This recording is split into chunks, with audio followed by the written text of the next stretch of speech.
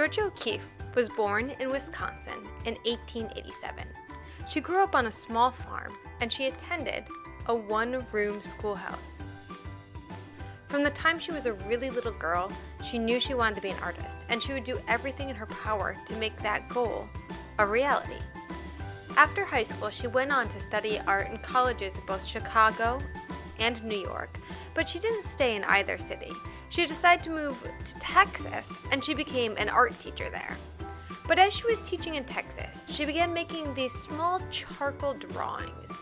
She would send them to her friend in New York.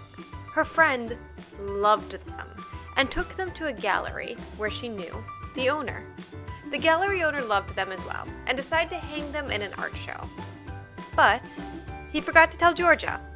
Georgia found out and was furious, and she traveled all the way to New York City to tell the gallery owner off.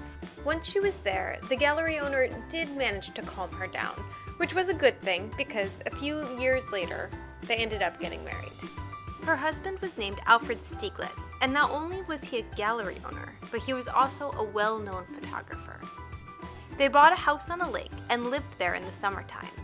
O'Keeffe really grew as an artist at the lake house. She painted many paintings that were inspired by the nature around her.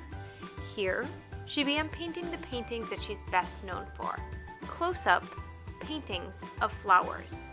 She was inspired by her husband's friends who were taking close-up photographs of things. But nobody had ever painted such close-ups of flowers before, and by getting so close to the flower, she made the flowers look strange and unusual and abstract.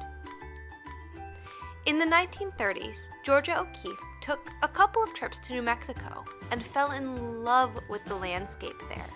She eventually moved to a small cabin there, and while she was there, she painted tons of paintings of the mountains, the desert, and the skulls that she would find in the desert. She lived in her cabin until she died at 98 years old.